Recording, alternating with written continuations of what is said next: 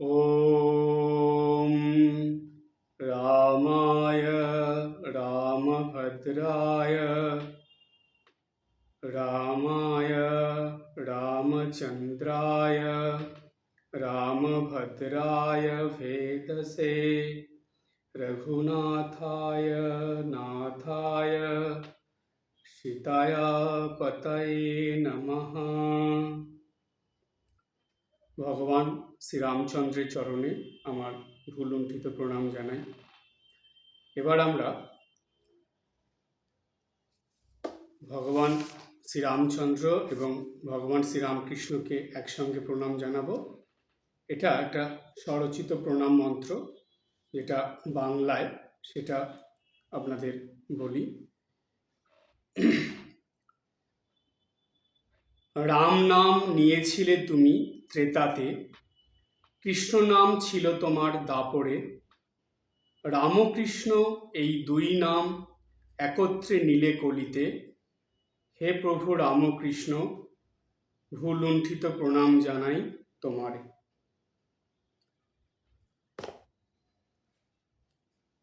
যেহেতু রাম এবং কৃষ্ণ মিলে রামকৃষ্ণ, তাই সেই রামকৃষ্ণের বাণীতে বা রামকৃষ্ণের কথায় ভগবান শ্রীরামচন্দ্রের কথা বারে বারে এসেছে। অবতার পুরুষ শ্রীরামচন্দ্রের কথা অবতার পুরুষ শ্রীরামকৃষ্ণদেব তার বাণীর মধ্যে বা কথার মধ্যে বহুবার বলেছেন। রামের কথা বলেছেন, রামায়ণের কথা বলেছেন এবং অধ্যাত্ম রামায়ণের কথাও বারবার বলেছেন। কথামৃত গ্রন্থে এর উল্লেখ বহু জায়গায় আছে। আজ আমরা যেই প্রসঙ্গ নিয়ে আলোচনার মধ্যে যাব, সেটা একটা নতুন প্রসঙ্গ। প্রসঙ্গটার নাম শ্রীরামকৃষ্ণদেবের মুখনিসৃত অধ্যাত্ম রামায়ণ কথা। এই রামকৃষ্ণদেবের বলা অধ্যাত্ম রামায়ণের যে প্রসঙ্গ বা কথা, তার মধ্যে যাওয়ার আগে অধ্যাত্ম রামায়ণ সম্বন্ধে দু একটি কথা আমরা জেনে নেব। এই অধ্যাত্ম রামায়ণের প্রসঙ্গটা পাওয়া যায় ব্রহ্মাণ্ড পুরাণের উত্তরখণ্ডের অন্তর্গত। ব্রহ্মাণ্ড পুরাণের যে উত্তরখণ্ড আছে, সেই উত্তরখণ্ডের মধ্যে এই অধ্যাত্ম রামায়ণের প্রসঙ্গটা আছে বা অধ্যাত্ম রামায়ণের কথা আছে। এটার রচয়িতা, মানে যেহেতু পুরাণ গ্রন্থগুলো রচনা করেছিলেন মহামুনি ব্যাসদেব, তাই এই অধ্যাত্ম রামায়ণের রচয়িতাও এই মহামুনি ব্যাসদেব। এই যে গ্রন্থটা অধ্যাত্ম রামায়ণ, এর মূল বিষয় হলো আধ্যাত্মিকতা। এই অধ্যাত্ম রামায়ণের মধ্যে রামের বাল্যলীলা থেকে শুরু করে বনবাস থেকে ফিরে এসে রাজ্য চালানো থেকে আরম্ভ করে একদম রামের জীবনের শেষ অধ্যায় পর্যন্ত বিভিন্ন ভাগে আলোচিত হয়েছে।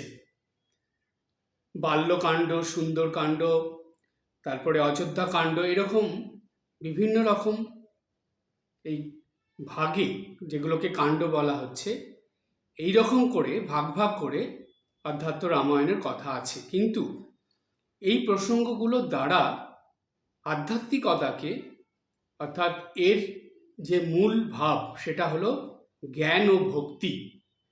ঠাকুর শ্রীরামকৃষ্ণদেব বেশ কয়েকবার বলেছেন যে অধ্যাত্ম রামায়ণের মূল বিষয় হলো জ্ঞান ভক্তি। এই জ্ঞান ভক্তিতে পরিপূর্ণ অধ্যাত্ম রামায়ণ। তাই সেই জ্ঞান ভক্তির কথা দিয়ে পরিপূর্ণ অধ্যাত্ম রামায়ণ, তার মূল বিষয় হলো আধ্যাত্মিকতা।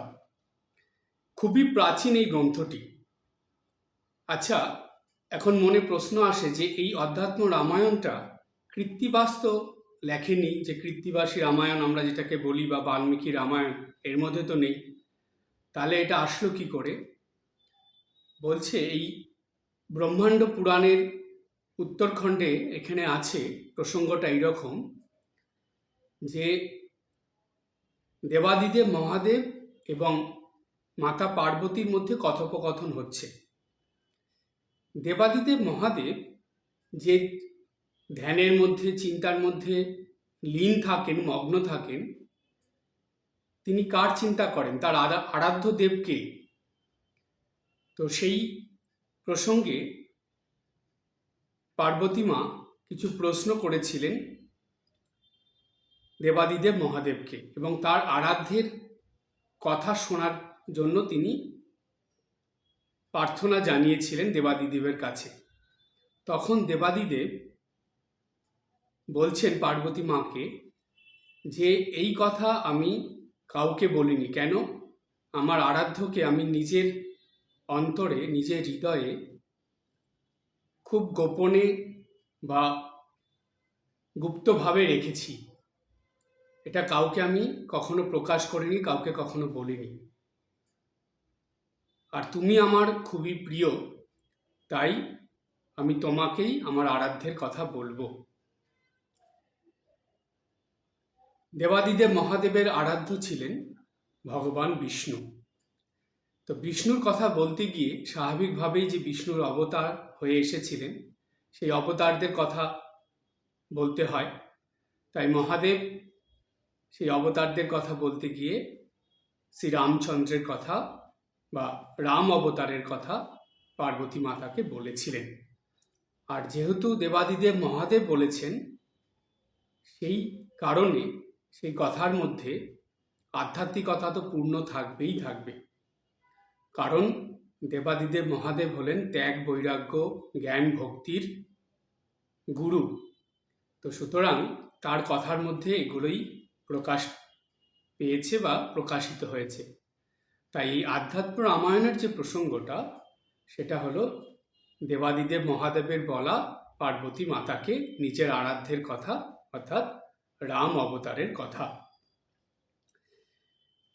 এই রাম অবতারের কথা যে আধ্যাত্ম রামায়ণে আছে, সেই অধ্যাত্ম রামায়ণের প্রসঙ্গ নিয়ে বা অধ্যাত্ম রামায়ণের কথা নিয়েই গোস্বামী তুলসীদাস একটা মহান গ্রন্থ রচনা করে ফেলেছিলেন।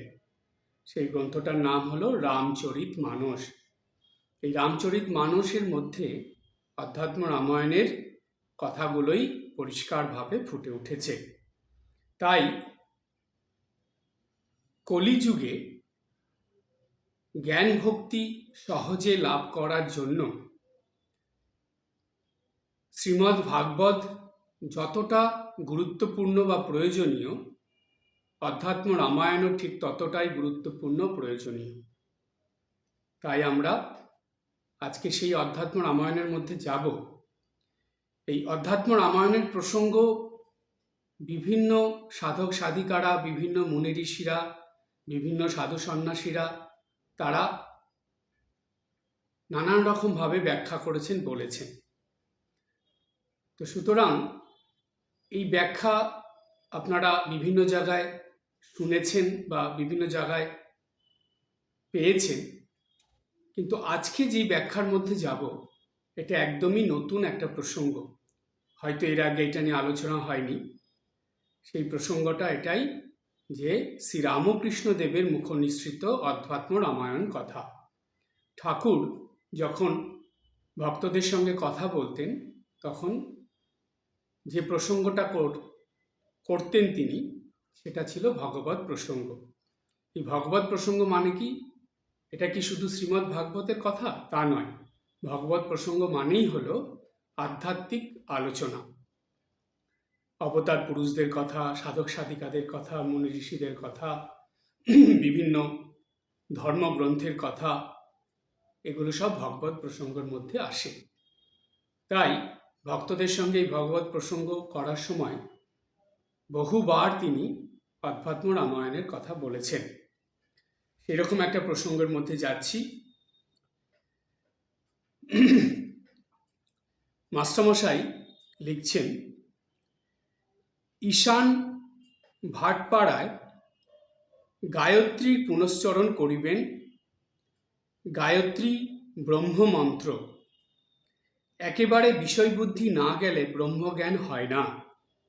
কিন্তু কলিতে অন্নগত প্রাণ, বিষয়বুদ্ধি যায় না। রূপ, রস, গন্ধ, স্পর্শ, শব্দ, মন এইসব বিষয় লয়ে সর্বদাই থাকে। তাই ঠাকুর শ্রীরামকৃষ্ণ বলেন, কলিতে বেদমত চলে না। যিনি ব্রহ্ম তিনি শক্তি। শক্তির উপাসনা করিলেই ব্রহ্মের উপাসনা হয়। যখন সৃষ্টি স্থিতি প্রলয় করেন তখন তাকে শক্তি বলে। দুটা আলাদা জিনিস নয়, একই জিনিস। মাস্টারমশাই প্রথমে এই কথা বললেন। এই কথা জানিয়ে তারপরে মাস্টারমশাই লিখেছেন ঠাকুর শ্রী রামকৃষ্ণদেবের উক্তি ঈশানের প্রতি। শ্রী রামকৃষ্ণ ঈশানের প্রতি। কেন নেতি নেতি করে বেড়াচ্ছ? ব্রহ্ম সম্বন্ধে কিছুই বলা যায় না, কেবল বলা যায় অস্তি মাত্রম, কেবল রামঃ। এরপরে ঠাকুর বলছেন, অবতার লীলা এসব চিৎ শক্তির ঐশ্বর্য। যিনি ব্রহ্ম তিনি আবার রাম, কৃষ্ণ, শিব। ঈশান, হরি, হর এক ধাতু, কেবল প্রত্যয়ের ভেদ। সকলের হাস্য। শ্রীরামকৃষ্ণ, হাঁ, এক বই দুই কিছু নাই। বেদেতে বলেছে ওম সচ্চিদানন্দ ব্রহ্ম, পুরাণে বলেছে ওম সচ্চিদানন্দ কৃষ্ণ, আবার তন্ত্রে বলেছে ওম সচ্চিদানন্দ শিব। সেই চিৎশক্তি মহামায়া রূপে সব অজ্ঞান করে রেখেছে। অধ্যাত্ম রামায়ণে আছে, রামকে দর্শন করে যত ঋষিরা কেবল এই কথাই বলছে, হে রাম, তোমার ভুবন মোহিনী মায়ায় মুগ্ধ করো না। ঈশান, এই মায়াটি কি? শ্রীরামকৃষ্ণ, যা কিছু দেখছো, শুনছো, চিন্তা করছো, সবই মায়া। এক কথায় বলতে গেলে কামিনী কাঞ্চনী মায়ার আবরণ। পান খাওয়া, মাছ খাওয়া, তামাক খাওয়া, তেল মাখা, এসব তাতে দোষ নাই। এসব শুধু ত্যাগ করলে কি হবে? কামিনী কাঞ্চন ত্যাগই দরকার, সেই ত্যাগই ত্যাগ। গৃহীরা মাঝে মাঝে নির্জনে গিয়ে সাধন ভজন করে, ভক্তি লাভ করে মনে ত্যাগ করবে। সন্ন্যাসীরা বাহিরে ত্যাগ, মনে ত্যাগ দুইই করবে। কেশব সেনকে বলেছিলাম, যে ঘরে জলের জ্বালা আর আচার তেঁতুল, সেই ঘরে বিকারী রোগী থাকলে কেমন করে ভালো হয়? মাঝে মাঝে নির্জনে যেতে হয়। এই যতটুক প্রসঙ্গ পড়া হলো, এর মধ্যে ঠাকুর অধ্যাত্ম রামায়ণের কথা বলেছেন। আমরা এখন সেই প্রসঙ্গটার মধ্যে যাব, একটু সহজভাবে বুঝে নেব। এখানে একটা জিনিস লক্ষ্য করার মতন, ঠাকুর কিন্তু সংস্কৃত শব্দ উচ্চারণ করছেন, বাংলায় বলছেন, কিন্তু সংস্কৃত স্তোত্রের কথা, সংস্কৃত যে উচ্চারণগুলো ঠিক সেইভাবেই উচ্চারণ করছেন। মাস্টারমশাই কিন্তু সেটাই লিখেছেন। কারণ আমরা জানি কথামৃত গ্রন্থে মাস্টারমশাই অতিরঞ্জিত বা বাড়িয়ে কিচ্ছু লেখেননি। অ্যাট ইট ইজ, যেমন তিনি শুনেছেন, ঠাকুর যা যা বলেছেন ঠিক সেই রকমই মাস্টারমশাই কথামৃতে তুলে দিয়েছেন। একটুও পরিবর্তন করেননি, এদিক ওদিক করেননি। তাই এই যে ঠাকুরের কথা, এর মধ্যে আমরা ঠাকুরের কিন্তু সংস্কৃত উচ্চারণ পেলাম।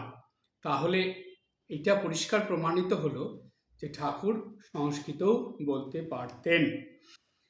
এবার ঠাকুর বলছেন ঈশানকে, কি বলছেন, যে কেন নেতি নেতি করে বেড়াচ্ছ? ব্রহ্ম সম্বন্ধে কিছুই বলা যায় না, কেবল বলা যায় অস্তি মাত্রম, অর্থাৎ অস্তি মানে আছে, আছে এই মাত্র বলা যায় না। ব্রহ্ম নামে কিছু আছে, ব্রহ্ম আছে, এটা শুধু বলা যায়।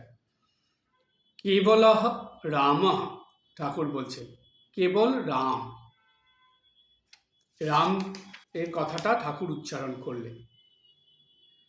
এবার ঠাকুর বলছেন অবতার লীলা এসব চিৎ শক্তির ঐশ্বর্য।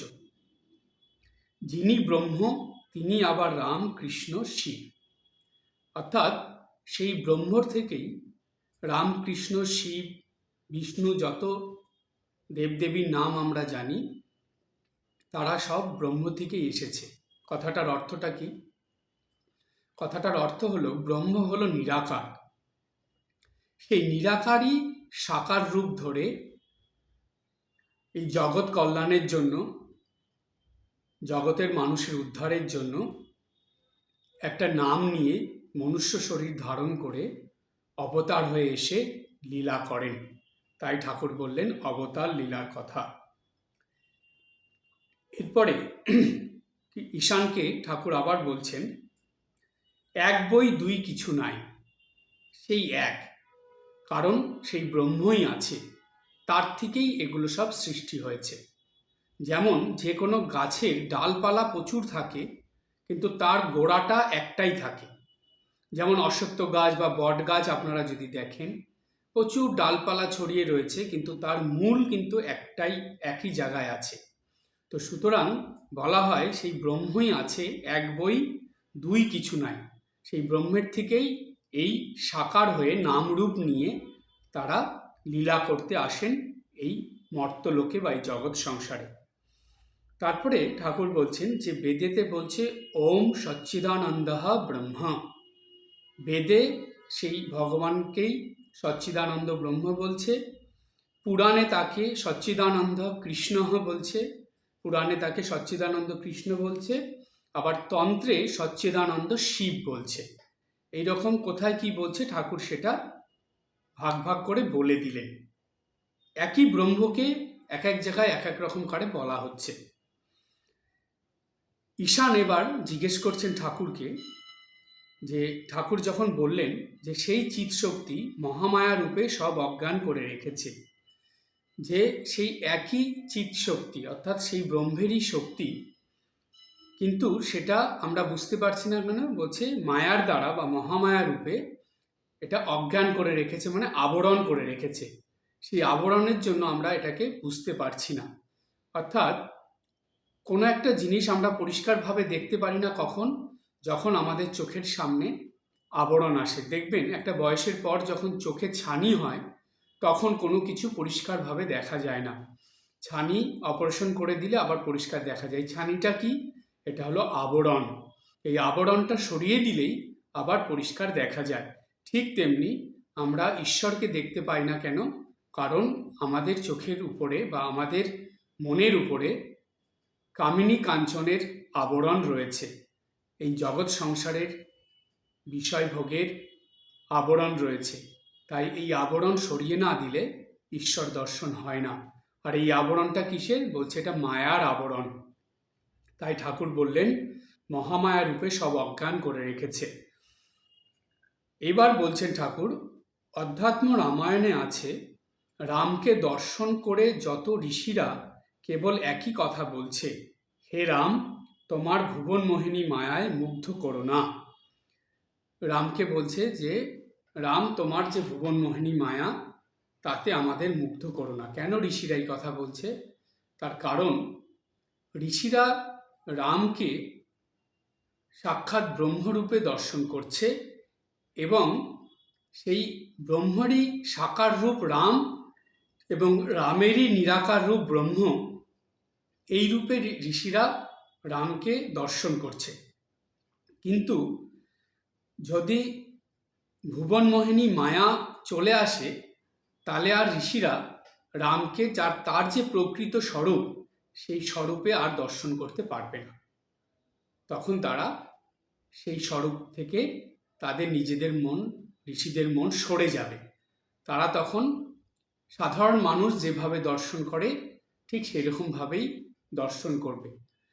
রাম স্বয়ং ব্রহ্মের বা স্বয়ং ভগবানের নরলীলার যে রস আস্বাদন বা নরলীলার যে আনন্দ সেটা ঋষিরা আর উপভোগ করতে পারবে না। তাই বললেন যে হে রাম, তোমার ভুবনমোহিনী মায়ায় মুগ্ধ করো না। এবার ঈশান একটা প্রশ্ন করলেন ঠাকুরকে, বললেন এই মায়াটি কি, বুঝতে চাইছেন। দেখুন, ঠাকুর এই মায়া সম্বন্ধে আমাদের বিভিন্ন শাস্ত্রে অনেক রকমভাবে ব্যাখ্যা করা আছে, বোঝানো আছে, যেগুলো খুব একটা সহজ নয়, বোঝা কঠিন। কিন্তু ঠাকুর শ্রী রামকৃষ্ণদেব তিনি তো যুগ অবতার, তাই এই যুগে মানুষের পক্ষে এই কঠিন জিনিসগুলো বোঝা অসুবিধা হবে বলে তিনি কত সহজ করে বুঝিয়ে দিচ্ছেন। দেখুন, ঈশানের এই যে প্রশ্নটা, এই মায়াটি কি, ঠাকুর তার উত্তরে বলছেন শ্রী রামকৃষ্ণ, যা কিছু দেখছো, শুনছো, চিন্তা করছো, সবই মায়া। কথাটা সহজ, কিন্তু বোঝা একটু কঠিন, অতটা সহজ নয়। তারপরে ঠাকুর বলছেন, এক কথায় বলতে গেলে কামিনী কাঞ্চনী মায়ার আবরণ। অর্থাৎ আমরা চোখের সামনে যেটা দেখছি, তার মানে এটা আমরা পরিষ্কার কিছু দেখছি না, আবছা দেখছি, একটা আবরণের মধ্যে থেকে দেখছি।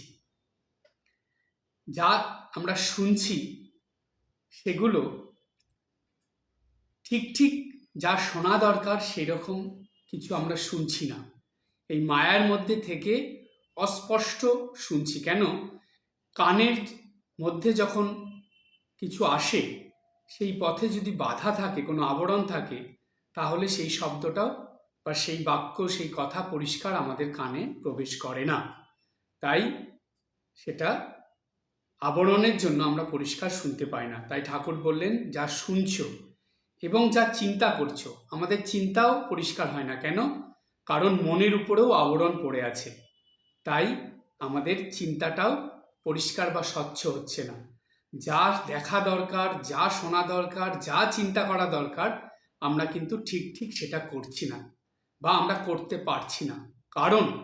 কারণ হিসাবে ঠাকুর বললেন, কামিনী কাঞ্চনী মায়ার আবরণ। এই কামিনী কাঞ্চন রূপ অর্থাৎ কামনা বাসনার যে আবরণ, সেটা মায়ার আবরণ। এই ভগবানেরই সৃষ্টি এই মায়া। এই মায়ার আবরণ আমাদের মধ্যে আছে বলেই, মানুষের মন জীবনের উপরে মায়ার আবরণ আছে বলেই মানুষ ঠিকভাবে যা দেখার দরকার সেটা দেখছে না, যা শোনার দরকার সেটা শুনছে না, যা চিন্তা করার দরকার সেটা চিন্তা করতে পারছে না, কারণ এই মায়ার আবরণের জন্য। তারপরে ঠাকুর কত সুন্দর বললেন, দেখুন, পান খাওয়া, মাছ খাওয়া, তামাক খাওয়া, এসব তাতে দোষ নাই। বলছে এগুলোতে খুব একটা দোষ থাকে না, এসব শুধু ত্যাগ করলে কি হবে? বলছে এগুলো তো যখন তখন ত্যাগ করা যায়, এগুলো ত্যাগ করা কোনো কঠিন ব্যাপার নয়। কামিনী কাঞ্চন ত্যাগই দরকার। ঠাকুর বললেন এই কামনা বাসনার ত্যাগটাই দরকার, এটাই প্রয়োজন। কেন? তারপরে ঠাকুর বলছেন, সেই ত্যাগই ত্যাগ। যারা এই কামনা বাসনার থেকে মনকে সরাতে পেরেছে বা কামনা বাসনা ত্যাগ করতে পেরেছে, সেটাই হলো ত্যাগ। গৃহীরা মাঝে মাঝে নির্জনে গিয়ে সাধন ভজন করে ভক্তি লাভ করে মনে ত্যাগ করবে। ঠাকুর উপায় বলে দিচ্ছেন। প্রশ্ন আসবে মনে, গৃহীরা প্রশ্ন করবে যে আমরা সংসারে পরিবারে এত কিছু নিয়ে আছি, আমরা এখানে কামনা বাসনা না থাকলে এই সংসার জীবন, এই পারিবারিক জীবন কিভাবে চলবে? কর্ম কিভাবে আমরা করব? কামনা বাসনার জন্যই তো এগুলো সব হচ্ছে। তাহলে আমাদের উপায় কি? ঠাকুর উপায়গুলো দিলেন যে গৃহীরা মাঝে মাঝে নির্জনে গিয়ে সাধন ভজন করে ভক্তি লাভ করবে, করে তখন ত্যাগ করবে। কেননা ভক্তি লাভ হলে তখন কি হয়? নিজের থেকেই ত্যাগ এসে যায়। যেমন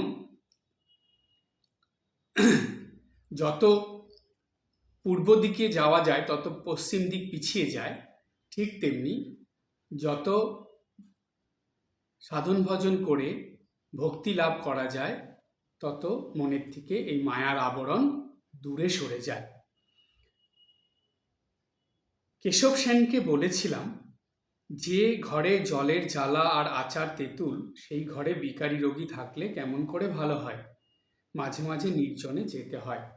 ঠাকুর এই কথার দ্বারা বুঝিয়ে দিলেন, সব সময় সংসারের মধ্যে আবদ্ধ হয়ে থাকলে, সব সময় সংসারের মধ্যে বদ্ধ হয়ে থাকলে, সাংসারিক বিষয় আশয় নিয়ে, কামনা বাসনা নিয়ে সর্বদা ডুবে থাকলে কখনোই ভক্তি লাভ হয় না। এটা ঠাকুর পরোক্ষভাবে বুঝিয়ে দিলেন, বলে দিলেন। সেই জন্য কেশব সেনকে বলার মধ্যে দিয়ে বা কেশব সেনকে বলার মাধ্যমে ঠাকুর সকল গৃহী ভক্তদের জন্য বললেন যে সবসময় সংসারে আবদ্ধ হয়ে না থেকে মাঝে মাঝেই সংসার থেকে সরে গিয়ে নির্জনে কোথাও গিয়ে এই সাধন ভজন করতে। কেন? তার ফলেই, এই সাধন ভজন করার ফলেই কিন্তু ভক্তি লাভ হবে। নির্জনে গিয়ে কথাটার মানে কি? নির্জনে গিয়ে সাধন করার কথা ঠাকুর কেন বলছেন, বারবার জোর দিচ্ছেন। কথামৃতে বহু জায়গায় ঠাকুর বলেছেন, বারবার বলছেন নির্জনে গিয়ে সাধন ভজন করতে, নির্জনে গিয়ে সাধন ভজন করার কথা ঠাকুর বারবার এনেছেন। কারণ এটাই যে নির্জনে যাওয়া মানে সেখানে গিয়ে সাংসারিক পারিবারিক বিষয় আশয় কামনা বাসনার চিন্তাটাকে ছেড়ে শুধু ঈশ্বর চিন্তা নিয়ে থাকা। আর শুধু ঈশ্বর চিন্তা করার জন্য এই নির্জন পরিবেশ, ধীর স্থির শান্ত পরিবেশ ভীষণ দরকার। আর এই প্রসঙ্গে আমি আপনাদের বলেছিলাম যে এখনও রামকৃষ্ণ মঠ মিশনের বহু আশ্রম আছে যেখানে গেলে এই নির্জন পরিবেশ পাওয়া যায়।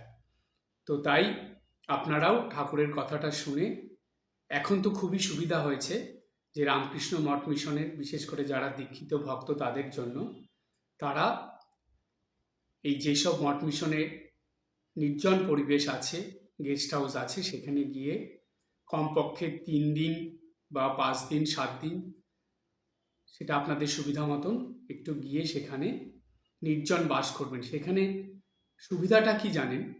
আপনারা ঠিক সময় মতন মানে শুদ্ধ খাবারও পাবেন, সময় মতন মন্দিরে গিয়ে ঠাকুর মা স্বামীজির সামনে বসে সাধন ভজন করতে পারবেন, নিত্য পূজা দেখতে পাবেন, মঙ্গল আরতি দেখতে পাবেন, সন্ধ্যা আরতি দেখতে পাবেন।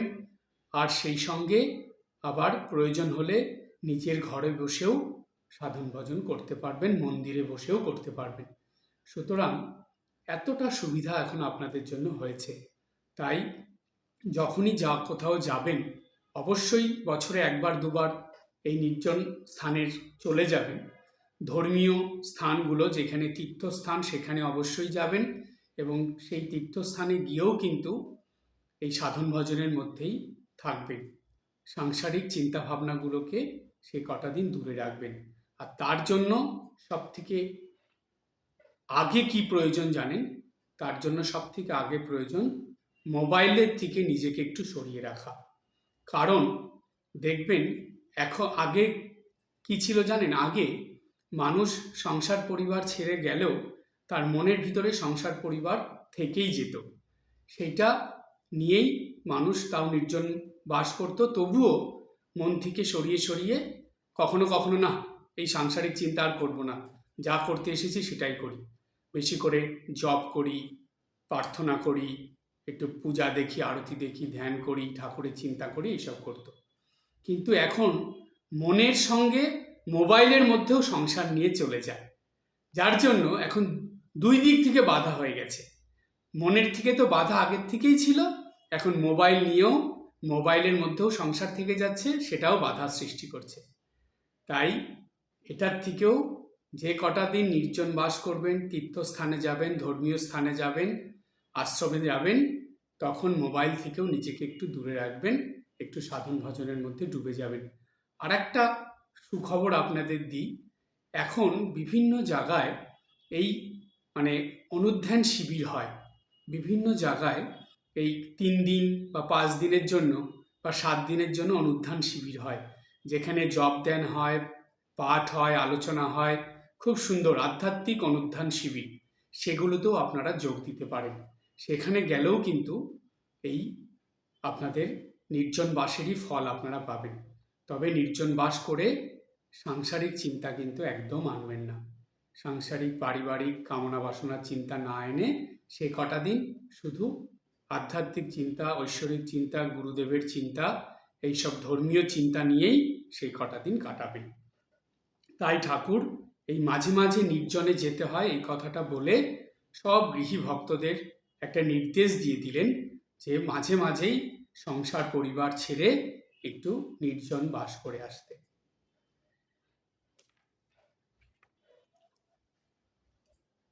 ঠাকুর শ্রী রামকৃষ্ণদেব অধ্যাত্ম রামায়ণ নিয়ে আর এক জায়গায় বলেছেন, সেই প্রসঙ্গটা এইরকম।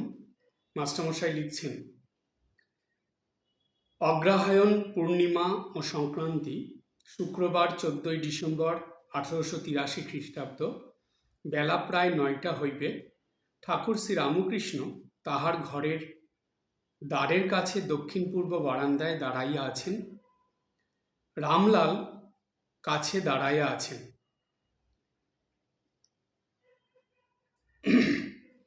রাখাল লাটু নিকটে এদিক ওদিক ছিলেন। মণি আসিয়া ভূমিষ্ঠ হইয়া প্রণাম করিলেন। শ্রীযুক্ত রামলাল অধ্যাত্ম রামায়ণ পড়িতেছেন ও ঠাকুর শুনিতেছেন। মণিও বসিয়া শুনিতেছেন। রামচন্দ্র সীতাকে বিবাহ করিয়া অযোধ্যায় আসিতেছেন। পথে পরশুরামের সহিত দেখা হইল। রাম হরধনু ভঙ্গ করিয়াছেন শুনিয়া পরশুরাম রাস্তায় বড় গোলমাল করিতে লাগিলেন। দশরথ ভয়ে আকুল। পরশুরাম আর একটা ধনু রামকে ছুড়িয়া মারিলেন, আর ওই ধনুতে জ্যা রোপণ করিতে বলিলেন। রাম ঈষৎ হাস্য করিয়া বাম হস্তে ধনু গ্রহণ করিলেন ও জ্যা রোপণ করিয়া টঙ্কার করিলেন। ধনুকে বাণ যোজনা করিয়া পরশুরামকে বলিলেন, এখন এ বাণ কোথায় ত্যাগ করব বলো। পরশুরামের দর্প চূর্ণ হইল। তিনি শ্রীরামকে পরব্রহ্ম বলে স্তব করিতে লাগিলেন। পরশুরামের স্তব শুনিতে শুনিতে ঠাকুর ভাবাবিষ্ট। মাঝে মাঝে রাম রাম এই নাম মধুর কণ্ঠে উচ্চারণ করিতেছেন। এইখানে আমরা একটা পেলাম যে পরশুরাম তিনি শ্রীরামকে পরব্রহ্ম বলে স্তব করেছিলেন। সেই স্তবটা কি খুব বিখ্যাত স্তব।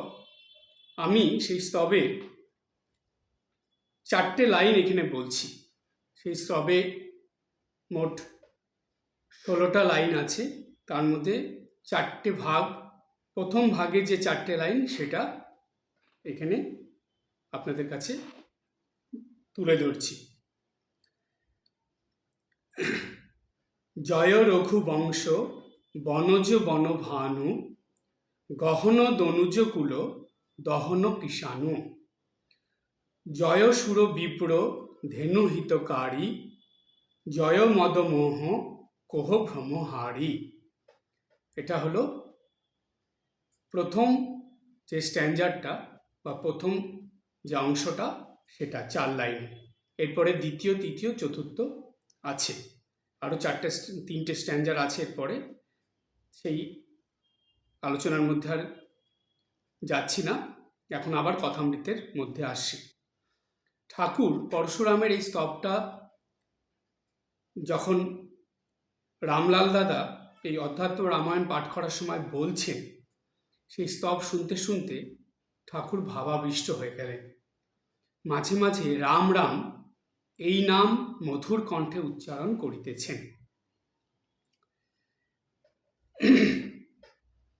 এই যে দৃশ্যগুলো মাস্টারমশাই তুলে ধরছেন, লিখছেন, আপনারা যদি একটু চোখ বুজে দক্ষিণেশ্বরের কথা ভেবে এই কথাগুলো ভাবেন, দেখবেন এত সুন্দর ধ্যান হয় যে মন যেন সেই ঠাকুরের চিন্তায় সম্পূর্ণ ডুবে যায়। বাহ্য জগতের দিকে মনই থাকে না।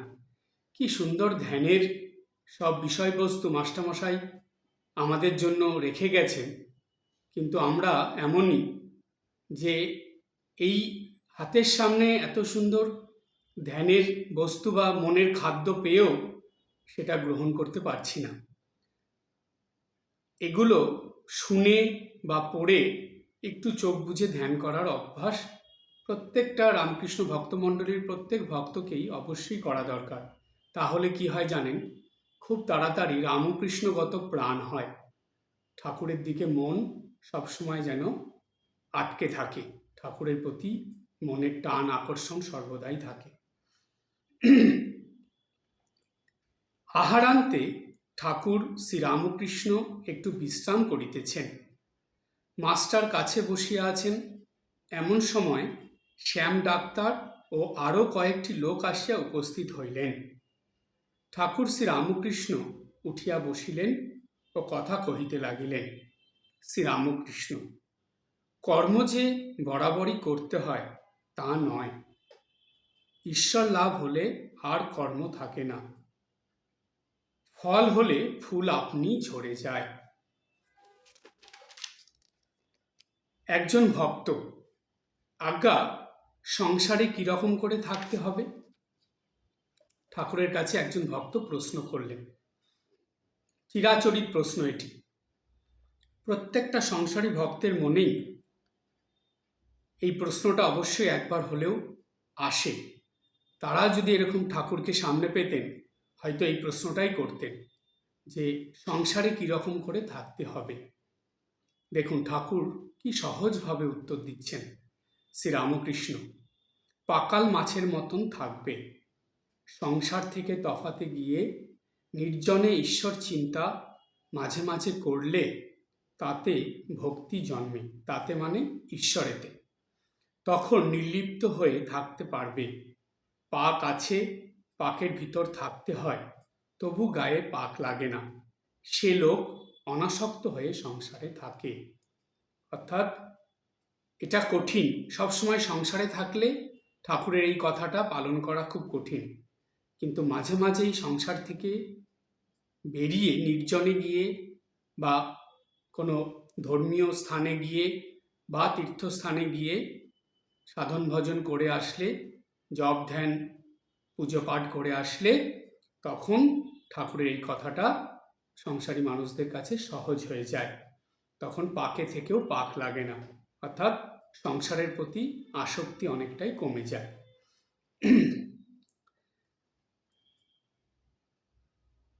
ঠাকুর দেখিতেছেন মণি বসিয়া এক মনে সমস্ত শুনিতেছেন। শ্রীরামকৃষ্ণ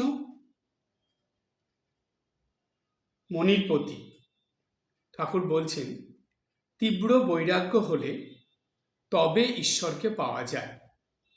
যার তীব্র বৈরাগ্য হয় তার বোধ হয় সংসার দাবানল, জ্বলছে। সেরকম বৈরাগ্য যদি ঠিক ঠিক হয় তাহলে বাড়ি ত্যাগ হয়ে পড়ে। শুধু অনাসক্ত হয়ে থাকা নয়, কামিনী কাঞ্চনী মায়া, মায়াকে যদি চিনতে পারো আপনি লজ্জায় পালাবে। একজন বাঘের ছাল পরে ভয় দেখাচ্ছে, যাকে ভয় দেখাচ্ছে সে বললে, আমি তোকে চিনেছি, তুই আমাদের হরে। তখন সে হেসে চলে গেল আর একজনকে ভয় দেখাতে লাগলো। যত স্ত্রীলোক সকলে শক্তিরূপা, সেই আদ্যাশক্তি স্ত্রী হয়ে স্ত্রীরূপ ধরে রয়েছেন। অধ্যাত্মে আছে, অধ্যাত্মে মানে অধ্যাত্ম রামায়ণে আছে, রামকে নারদাদি স্তব করেছেন। হে রাম, যত পুরুষ সব তুমি, আর প্রকৃতির যত রূপ সীতা ধারণ করেছেন। তুমি ইন্দ্র, সীতা ইন্দ্রাণী, তুমি শিব, সীতা শিবানী, তুমি নর, সীতা নারী। বেশি আর কি বলবো, যেখানে পুরুষ সেখানে তুমি, যেখানে স্ত্রী সেখানে সীতা। এই অধ্যাত্ম রামায়ণের প্রসঙ্গ ঠাকুর করলেন। এবার আমরা এটা আরেকটু সহজভাবে নতুনভাবে বুঝব। এই প্রসঙ্গে ঠাকুর যে অধ্যাত্ম রামায়ণের কথা বলেছেন, সেখানে ঠাকুর বলছেন, যে যত স্ত্রীলোক সকলে শক্তিরূপা, সেই আদ্যাশক্তি স্ত্রী হয়ে স্ত্রীরূপ ধরে রয়েছেন। অধ্যাত্মে আছে রামকে নারদাদি স্তব করছেন। এই যে অধ্যাত্ম রামায়ণে নারদ এবং আরও যারা যারা নারদের মতন, অর্থাৎ পরশুরাম, নারদ, এরা সবাই যে রামের স্তব করেছেন, অহল্যা, তো তাদের স্তবের মধ্যে রামের যে পরব্রহ্ম রূপ সেটাই ফুটে উঠেছিল। তো সেইখানে নারদের স্তবে এটা আছে যে নারদ রামকে বলছেন যে রাম, হে রাম, যত পুরুষ সব তুমি, আর প্রকৃতি যত রূপ সীতা ধারণ করেছে। বলছে পুরুষ এবং প্রকৃতি এই দুটো জিনিসের পার্থক্য এখানে ঠাকুর বোঝাচ্ছেন, বলছেন। এটা নারদ তার স্তবের মধ্যে বলেছিল রামকে, যেহেতু রামকে নারদ ব্রহ্ম হিসাবে জানে, যে ব্রহ্মেরই স্বরূপ, সে নরদেহ ধারণ করে অবতার হয়ে রাম হয়ে এসেছে, এবং সেই ব্রহ্মের যে শক্তি, সেই শক্তি স্বরূপা হলেন বা শক্তি স্বরূপিণী হলেন সীতা। তিনি সীতারূপ ধারণ করে এসেছে। তাহলে ব্রহ্ম এবং শক্তি অভেদ, এটা আমরা শুনেছি বারবার, লীলা প্রসঙ্গে আছে। শরৎ মহারাজ বেশ ভালোভাবে এটা বুঝিয়ে দিয়েছেন, অগ্নি এবং তার দাহিকা শক্তি দ্বারা এটা বুঝিয়েছিলেন। তাই ব্রহ্ম এবং ব্রহ্মের শক্তি অভেদ। তাই এখানে পুরুষ এবং প্রকৃতি, সেই একই ব্রহ্মকে পুরুষ বলা হচ্ছে, এবং সেই প্রকৃতি মানে হলো সেই ব্রহ্মের শক্তিকে বোঝানো হচ্ছে। তাই রামকে যখন স্তব করছেন নারদ, তখন বলছেন যে হে রাম, যত পুরুষ সব তুমি, আর প্রকৃতি যত রূপ সীতা ধারণ করেছে। তুমি ইন্দ্র, সীতা ইন্দ্রাণী। তুমি শিব, সীতা শিবানী। তুমি নর, সীতা নারী। কারণ সেই ব্রহ্মের থেকেই, তার শক্তি দ্বারাই এই জগৎ সংসারে সব কিছু সৃষ্টি হয়েছে, সব সাকার হয়েছে। তাই বলা হয়, আমাদের শাস্ত্রে, হিন্দু শাস্ত্রে আছে এটা, যে নাম রূপ নিয়ে এই বহির্জগৎ, নাম রূপ নিয়ে সাকারের চিন্তা ভাবনা আসে, এবং এই বহির্জগতের মানুষ সেটার মধ্যেই আবদ্ধ থাকে এবং সেইভাবেই জীবনযাপন করে।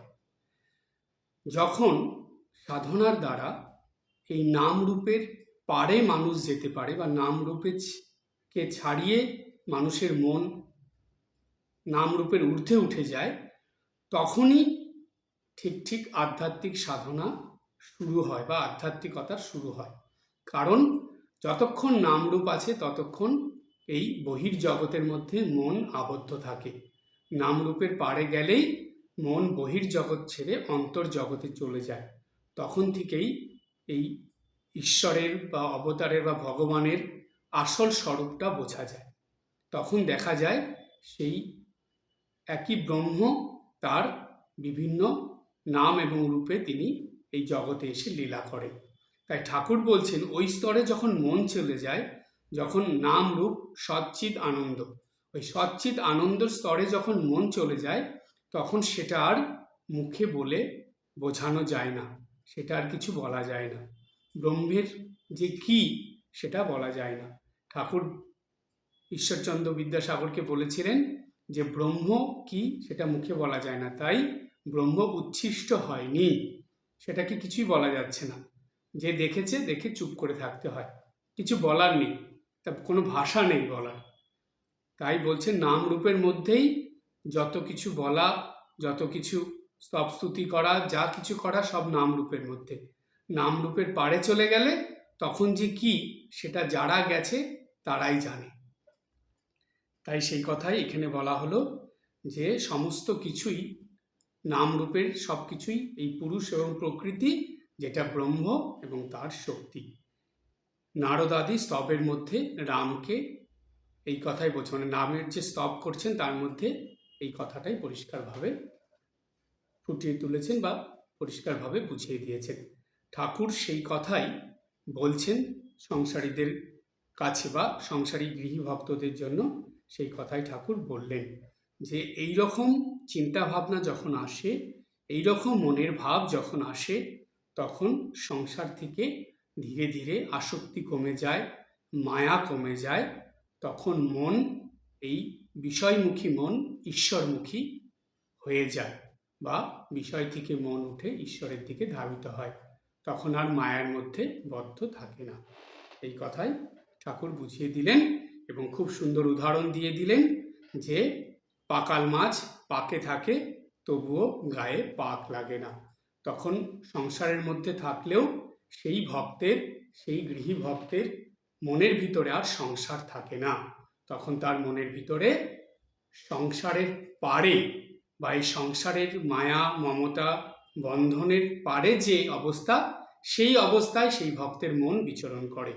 তখন সেটা এই আধ্যাত্মিক অবস্থায় বলুন, বা সেটাকে আপনারা ধর্মের অবস্থা বলুন, বা সেটাকে সাধনার অবস্থা বলুন, সেই অবস্থায় মন চলে যায়। তখন মনের ভিতরে আর সংসারের কোনো পাপ থাকে না। আজকে এই পর্যন্ত। সবাই ভালো থাকবেন, হাসি খুশি আনন্দে থাকবেন। ওম শান্তি শান্তি শান্তি। হরি ওম তৎসৎ। শ্রীরামকৃষ্ণার্পণমস্তু।